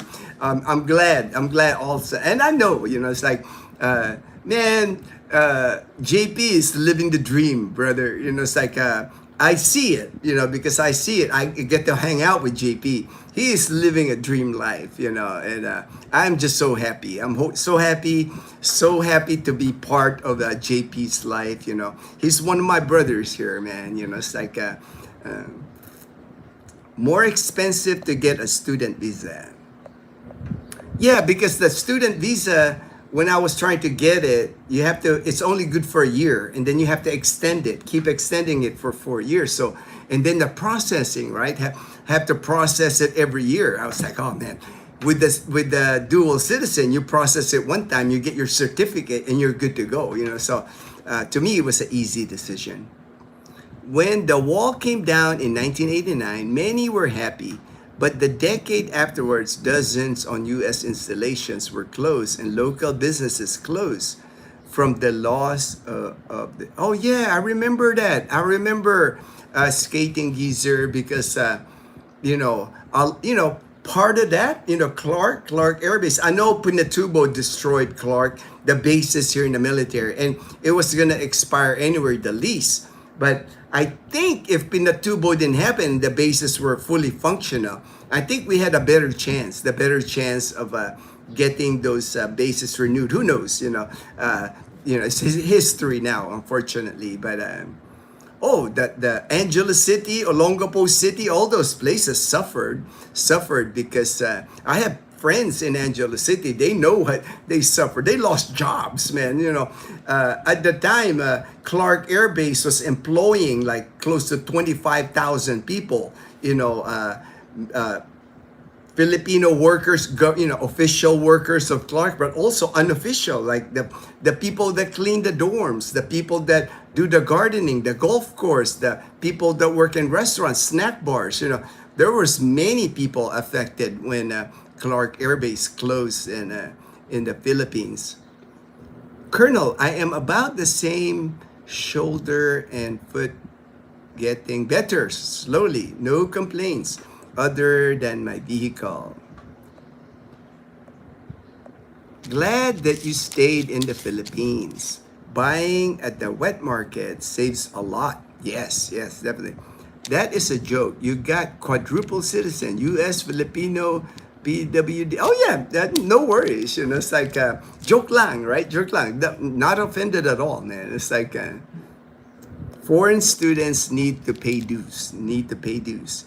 JP, thanks OB. Without Gino, I would have landed in Cebu, bought a motorcycle, and been wandering aimlessly trying to find happiness. Probably sticking to the coast and probably not found my Eden. Thank you, thank you. For me, you know, with people that I help, I just know it's just a smoother, it's a softer landing when you got somebody guiding you and helping you. You know, it's like a, you know, rather than like wandering aimlessly, right? You land in Cebu and you're like, you know, maybe talking to other expats there, but you don't really know, you know, if they're really helping you or not. I know it's a lot more smoother transition for JP moving here to the Philippines because we became friends even before he came here. A lot of military infrastructure inside Subic suffered from the ashes during Mount Pinatubo eruption. Yes, Renz. I got to see it firsthand because I was stationed at Clark and I was part of the evacuation. I was living in outside the base. I had a house outside the base. I had like stuff, right? You know, my electronics, my TV that I bought at the BX. You know, all that got damaged by the ash that fell because we had to evacuate Clark. They put us on like we had we met on the flight line. Everybody at Clark, we were like following each other all the way to Subic. Took hours and hours long because we had to caravan to Subic. I ended up staying at the Kwanzaa huts. The Navy, the Marine barracks at QB Point is where I landed when I got to QB Point or Subic at the time. Crazy. So I saw all that. I remember when the ash fell, when the volcano erupted, the gym at Subic, it collapsed. The ceiling of the gym collapsed, and we had to, you know, people had to respond to help, you know, because they had used the gym as an evacuation center. Crazy time. Unforgettable time for me. Unforgettable time for me. Went there several times years ago. Are you a political blogger, man? No, I don't discuss politics, man. No politics on the channel. There was a local tour guide told us, "Hi, brother Gino. May God continue. Thank you, brother. Thank you for the blessing. God bless, Raymond." We also toured the bunkers built by Americans. Some were converted. Oh, nice.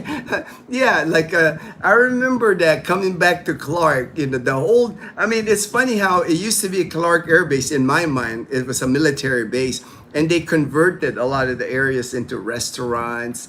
There's a Starbucks there now. There's a Burger King, Korean restaurants by the old parade grounds. You know, it's like Gino, we talked to an expat yesterday, and he is in a 2-bedroom apartment near me for 10K a month. I will get more info from him. It might be a good spot for tighter, but oh, definitely. There are apartments, you know, like I said, it's not the only reason I'm putting guys at La Casa Española because I know how expats are. I know there's a certain standard that expats look for. For most, you know, there are cheaper apartments. My apartment, my 2-bedroom, 1-bath apartment that I stayed in Calibo, right now rents for 8,000. But is it comparable to the apartment at La Casa Española? No, because it's more Filipino standard. There's no hot water. A lot of Americans, they look for that hot water. Is the building updated like La Casa? No, if the grounds kept well? Is it secured? CCTV gate? You know, you'll pay cheaper, but it's more like Filipino style. There's many cheaper apartments in Calibo, but would I recommend it? I'm hesitant to recommend because for one, the areas too where the cheaper apartments are. It might be dark at night. It might not be safe at night. I'm trying to like, it comes to a recommendation for me, I want to at least be it safe for people. But you know, but for me, I really don't want to get into like the rental, finding people apartment, you know, too much. You know, that's why when I saw La Casa Española, I saw that it's like what most expats would look for. Because not all expats are the same. There's expats that are picky, right? There's expats that if they see like a cockroach, it'll freak them out. Like I'm out. I'm not staying there. There's a cockroach, you know, kind of thing, you know. So Gino equals genuine. All right. Thank you, Michael S. Appreciate that, my brother from another. Do not discuss politics or religion in YouTube. It will never. Oh yeah, I don't waste my time. And for me, it's not just that I don't want to waste my time on politics or religion. It's just because for me it doesn't really matter. You know, it's like especially the way the world is now. It's so divided. There's two sides, and I'm not gonna take sides. You know, it's like for me. It's not affecting anything I do here in the Philippines, the politics. So I don't even watch, very seldom do I watch the news anymore in the US.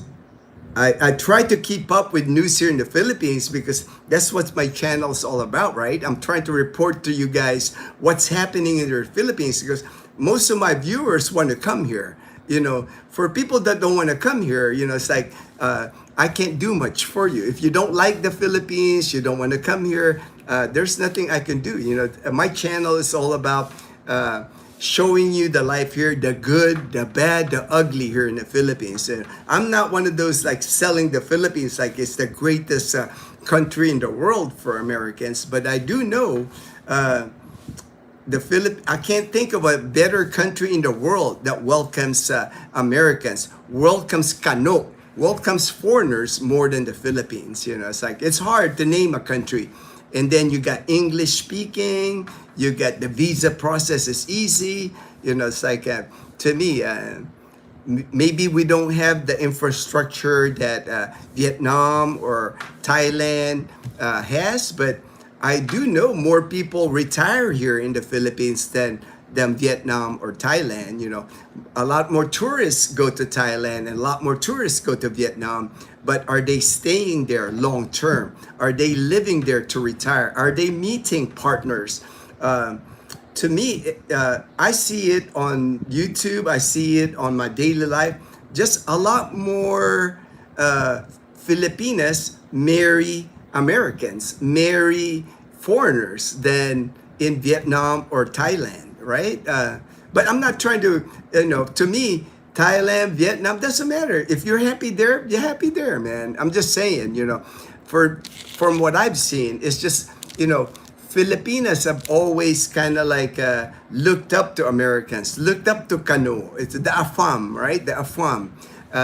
And then Filipinas are just more traditional, you know. A lot of Filipinas are Christians, you know, and a lot of Americans are Christians. So to me, that's, you know, that's something in common already.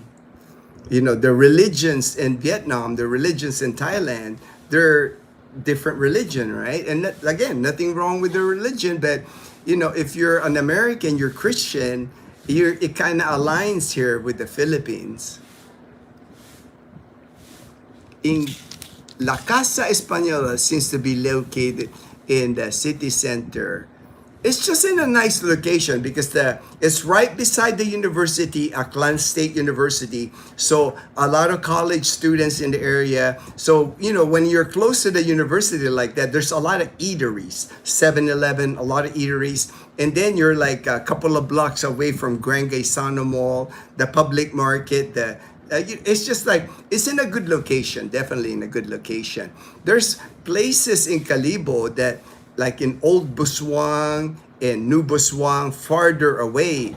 But then again, you're farther away from the central of town. It's not walkable. You'll have to ride a tricycle, which is plenty of tricycles.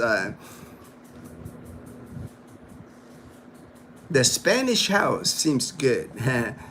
It's not as walkable to the malls, and 20 plus minutes to Gaisano Grand. Yeah, like the apartment that you're the expat. That's the thing, right, JP? Because I'm thinking he found an apartment by New Buswang or Old Buswang, so it's not walkable. So every time you've got to take a tricycle or you're on your motorbike, which is okay, right? And then to me, just me, right? I'm like I said, JP, I'm trying to keep guys here. I don't want to put you in an area where at nighttime it might be dark. It might be, too remote in Calibo to where something will happen to you. I just think you're safer in a more, there's more people around you. You're more safer in Calibo than in an area where it might be too dark at night. You might get caught. Tricycle at night. You just never know. It's like you're an ex-cop. I think you understand what I'm saying. Your safety, the people that are moving here, safety is important to me. You might get a cheaper apartment, but it might not be in the safest area in Calibo. Just like anywhere else, right? When you go in America, anywhere you go, right? Even in Boracay, there's areas in the Boracay that are just seem more safer than others because of the location, Stone Cold, you're doing a great job in helping expats. Thank you, Stone Cold. And I don't know how I fell into it. I didn't plan on doing it. I didn't plan on becoming a sponsor, helping people move here. But I take it seriously. When somebody trusts me to have them a soft landing here in Calibo and Boracay in Lulu City, I take it seriously because their welfare, it's like I have a big part on their welfare. I don't want them to get in trouble. I don't want them to get mugged. I don't want them to get, I want them to be safe. Safety is important to me. And then I want to put them in a good spot where they feel safe. They can walk around. They're not worried about their life. It's like, that's very important to me. Gino is good in promoting local tourism too. All right. Thank you, Renz. Good chat and live today. Have to go. All right, 9 a.m. meeting. All right, you're late on the meeting. 9:05 already. All right. Thank you, Fortune. If you are newbie in the Philippines, you can stay near the city center. Yeah, right? That's not a bad tip. Anywhere you go in the Philippines, you want to be in the center of town where there's always a lot of activity, daytime, nighttime, right? You don't want to live in the outskirts where, your 20-minute or 30-minute walk to it at nighttime when it's dark. It's like, it's the tropics. There will be bugs. Get over it and enjoy you and the food, JP. Stay blessed, Fortune. Watch his episode on Ati-Atihan Festival, plus English speaking. Agree with you, Gino. Raymond, all hell is breaking loose in Mexico right now. I feel sorry for the tourists that are trapped there. My neighbor got home from vacation in Mexico just a couple of days.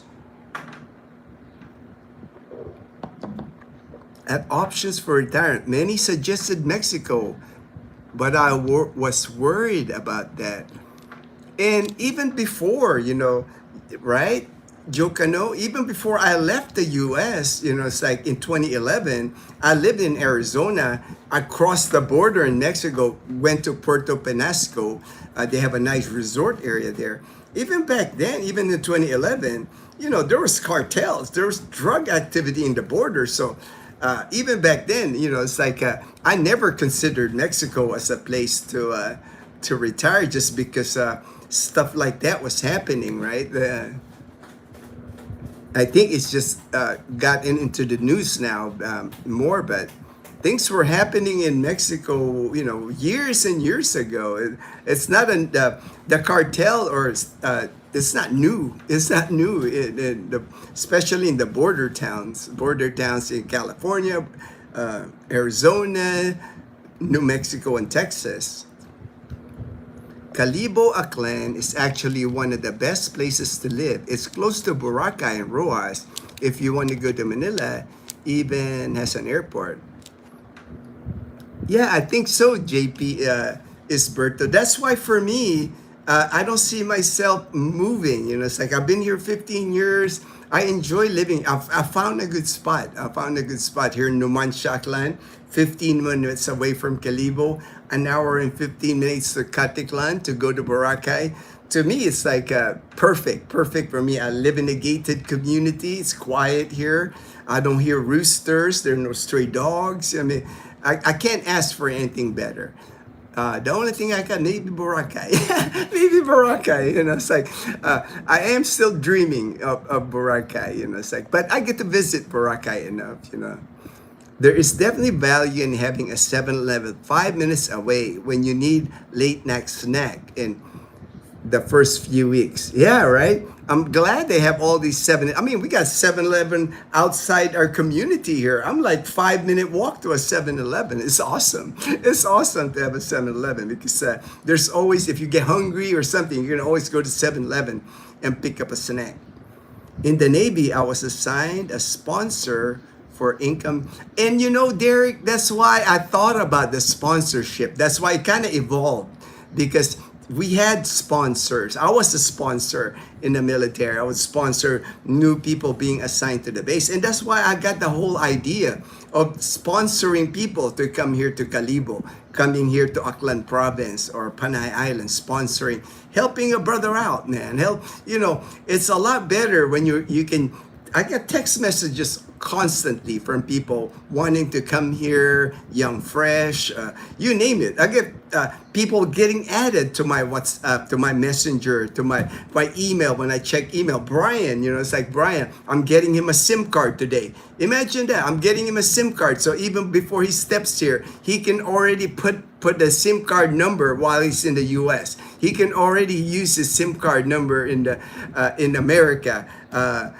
For balikbayan boxes. He already has a number here, even before he gets here.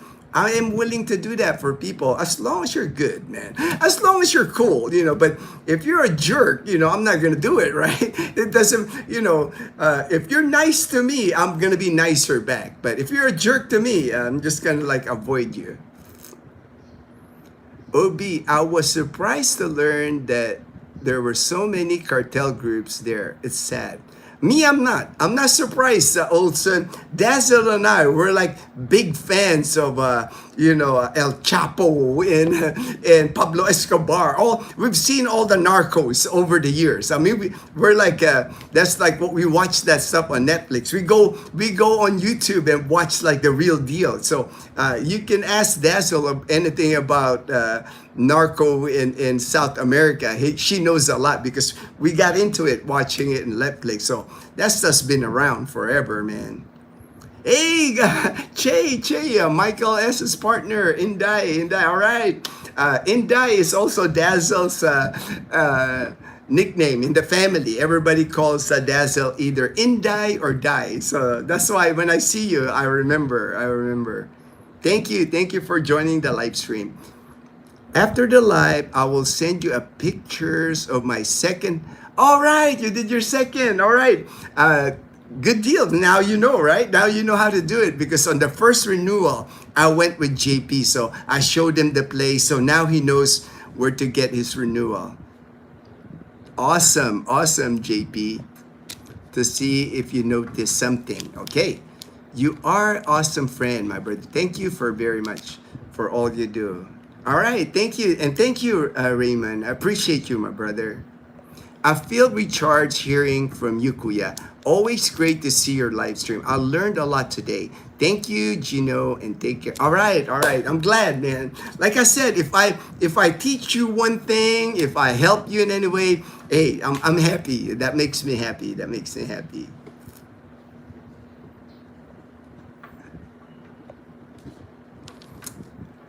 the cartels are all over so many countries. They have their presence in all the states. In the U.S., drugs are only part. Yeah, yeah. You know, it's like it's just unfortunate. Unfortunate we have them. Okay, I'm gonna try to look at my notes really quick on my topic, the New American Dream. Anything more I want to add, because I'm reaching the 2 hour mark. Usually, I try to end it. To me, even like you know, people say, you know, for me, when I retired here 15 years ago now, Boracay was my target because I just loved Boracay, my trips to Boracay. So, but for me, even now, you know, people say, well, Boracay is a tourist trap, expensive to live in Boracay. I really honestly think, you know, especially if you're single, if you don't have a family, I think Boracay, to me, like I said, it's still, if I was leaving the United States right now, Boracay will still be my number one. And the reason I say that, you can still get good housing at a good cost in Boracay. Now, there's pricey places to stay, like a 1 bedroom fully furnished at Boracay New Coast. You're looking at 30,000 to 40,000. That's the high end Boracay.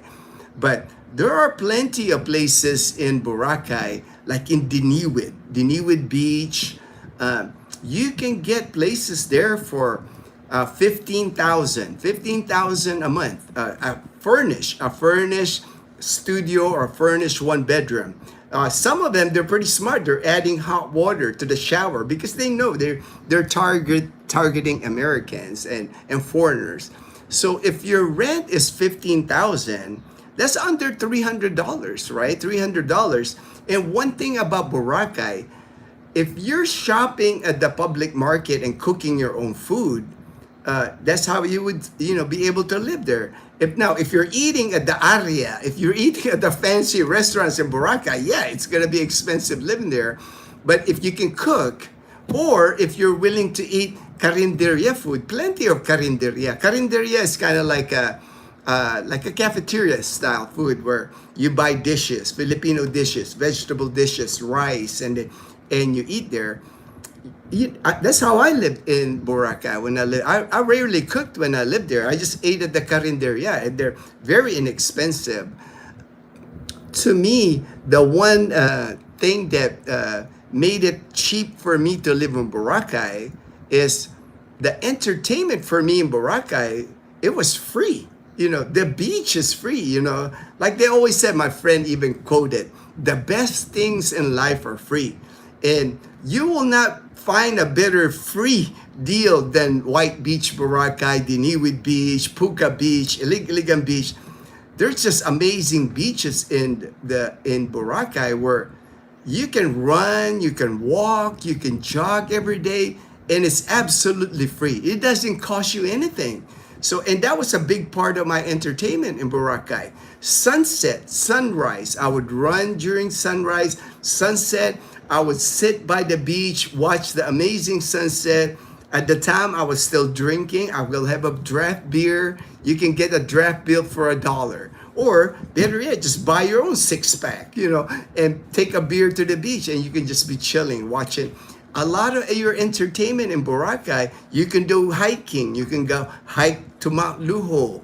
You know, snorkeling. Snorkeling doesn't cost you anything. Once you buy your mask and your fins and snorkel, you're good to go. You could snorkel the whole island and it wouldn't cost you anything. That's why, for me, my entertainment when I was in Boracay was like a lot of it was free.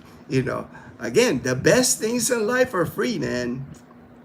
So it is doable. You know, I don't. You know, this notion that, you know, it's expensive to. I know a lot of retirees in Boracay. I know people that have met their wives in Boracay, getting married. I have my friend. They just got married, just had a baby in Boracay. You know, you can raise your kids in Boracay. I mean, I cannot think of a better place to raise a kid than Boracay Island. I mean, if you're a kid, wouldn't you dream of like growing up in Boracay, being an island person? And that's just so awesome. So, and And I'm not just saying, I'm not just trying to sell you, bro. There's many places in the Philippines that are like Boracay. There's Bantayan Island, there's Caramoan. There's so many places where it's up to you. It's up to you, really, to if you want that dream, the new American dream of like retiring in a tropical island. And I mean, the Philippines has a lot to offer, right? We got like 7,000 islands. There's so many amazing beaches here, so many amazing areas. You never have to shovel snow here. You know, never have to worry about 0 degree temperature here. If you live like in where I live here in Panay Island, I think the coldest I've ever felt here is maybe 70 the whole year. I think I don't see temperatures here below 70. I've never seen a temperature here below, below 70, like in the 60s or 50s. It's always 70 degrees Fahrenheit and above.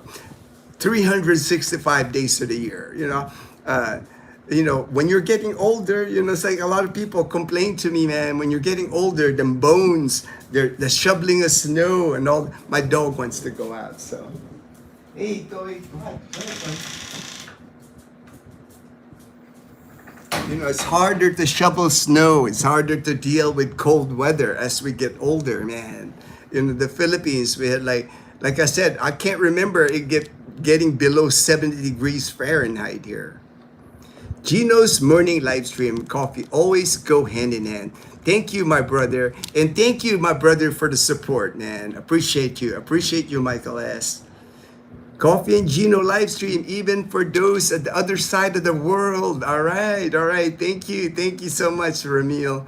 I think if you like the more local areas and beaches in Boracay, it is still reasonable to vacation, especially if you are living in a cheaper than flying elsewhere. Definitely, definitely. Once you're here in Panay Island, you'll see Joe Cano. It's not expensive to go to Boracay or stay in Boracay. A lot of times people say it's expensive in Boracay because they're tourists. They're coming in as a tourist. They don't know the prices in Boracay.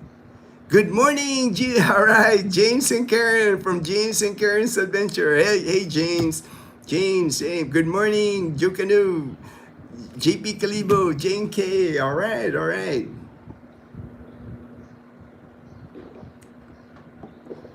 All right. I think I covered everything on my topic today. I'm on the 2-hour mark, so I think I'm going to end the live stream right here. I used to shovel the sidewalk for my whole block. My shovel was a 5 horsepower 110 V starter. No battery to die. Oh, wow, no battery. All right. But no more shoveling snow for you, JP. No more shoveling snow, brother. I have never seen snow here in the Philippines. I don't think that's ever going to happen either. Maybe frost in Baguio City or Tagaytay, maybe frost, but I don't see snow ever dropping here in the Philippines. Have a great day. Thank you so much. God bless, Michael S.